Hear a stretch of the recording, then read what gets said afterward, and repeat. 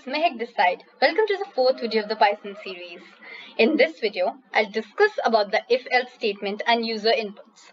If-else statements are basically used to make choices. These statements are also known as condition statements. These statements check if the condition is true or false and then perform the code accordingly. Let me give you an example. For example, as you can see in this picture, if it will not be windy, then the girls will play badminton. Else they'll play hopscotch. So we're just gonna add a code over here. We're gonna make a new variable and assign the value not windy to it. I'm gonna press enter. If weather is equal to not windy colon print. Okay. And as you can see, there's a space over here. Don't delete that space. Let it be that way. Python works by indentation only. So if you remove the space, you'll definitely get an error. So be careful of these spaces. And when you press enter, over here you're going to have to press backspace because these are the two main conditions, right? If something will happen, then we have to do this, else enter. Sorry, I have to place a colon over here, enter. Automatically a tab will be generated. So I have to write print play hopscotch. Okay. So when we execute this code, you're going to see that it was not windy. So we're going to play badminton. When the weather is not windy, and now over here it's just checking the condition that if weather is equal to not windy, then we're going to play badminton. Else they're going to play hopscotch. Now, are these equal to signs, do they mean the same? So they are basically two different operators. Equal to is just an assignment operator, which means it assigns the value. In this case, the value not windy is being assigned to the variable weather. But the double equal to sign means it's checking the equality. It means it's going to check if weather is equal to not windy. If the value of weather is equal to not windy. If the value of weather is same as not windy. That is basically what it checks. There are around 6 logical operators. So exclamation equal to means the not operator, which means it will negate the whole sentence. So if we put an exclamation instead of an equal sign, see what will happen. Play hopscotch is printed out because now we're checking if weather is not equal to the value not windy. So that means the value of weather is anything but not windy. Right? So if weather is not equal to not windy, then play hopscotch will be printed, right? Okay, now there are a few more operators, less than, equal to, greater than equal to, which I'm pretty sure you guys must be knowing. I'm just going to press shift enter, and now think about this, guys. Are there only these two weathers? Can't there be any more weathers? Of course there are more weathers. And how are we going to execute that code? So take a look at this picture. So we've decided if it will be rainy, we're going to watch TV. If it's going to be windy, we're going to go cycling. If it's going to be sunny, we're going to go swimming. If it's going to be snowing, we're going to make snow angels.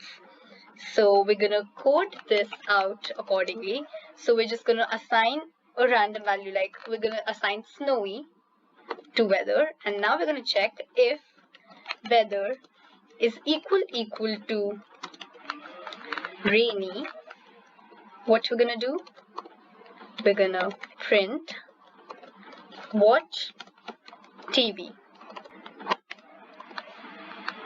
If weather is equal to sunny, what we were gonna do? We were gonna go swimming. Right? Go swimming. If weather is equal to snowy, what we're gonna do is we're gonna go and make snow angels. If weather is equal to windy, we're gonna print go cycling, right? So now we can see our answer is, when we execute it, makes no angels, right? What if I want to enter the value of weather by myself? I don't want to do it in the code. The user wants to input the value of the weather. So what we're going to do is we're going to write input, and now we're going to execute it. So we're going to get this text box, okay? So we can put in any value in here, say windy, and accordingly it's going to print out the value. It said go cycling. Now, to make it even more clear, I'm going to write over here weather is and a space. So now when we execute it, weather is, I'll say something like rainy. Okay, so when I press enter, I can see watch TV was printed out, which is true. I said if weather will be equal to rainy, then we're gonna watch TV. This code is not wrong. It's good, but it's not the best. It's not efficient. What happens is, if we're going to write if statements like these, what's it going to do is, even if we know, like we know, for example, we can see that weather is equal to rainy is the first condition, right? So we're just going to say, yeah, we're going to watch TV. But what if it's a very long and complex code? It checks the other conditions as well. So it's going to check this condition as well. It's going to check this condition as well. It's going to check this condition as well. In such a short code, you're not going to notice the time difference.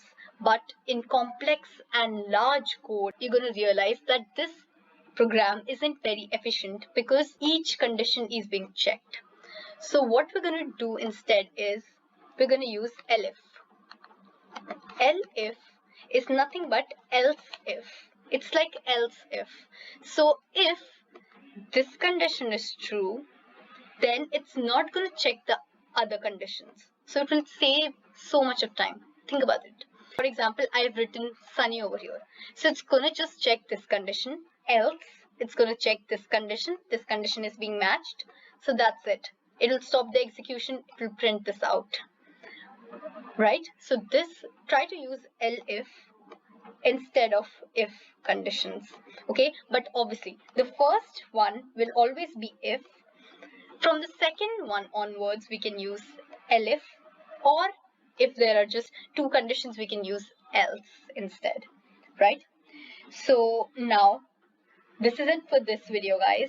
Your assignment for this module is that you have to check the eligibility of a person for a driver's license by taking their age as an input and printing out if they are eligible for a driver's license or not. That is basically what you have to do. So you have to take in their age, check their age if it is applicable or not, print out the values accordingly. Okay, so if you guys did not understand anything, if you guys have any doubts, please note them down and we'll take them up in the Q&A session on 11th. Happy learning, guys. Hope you enjoyed. Bye-bye.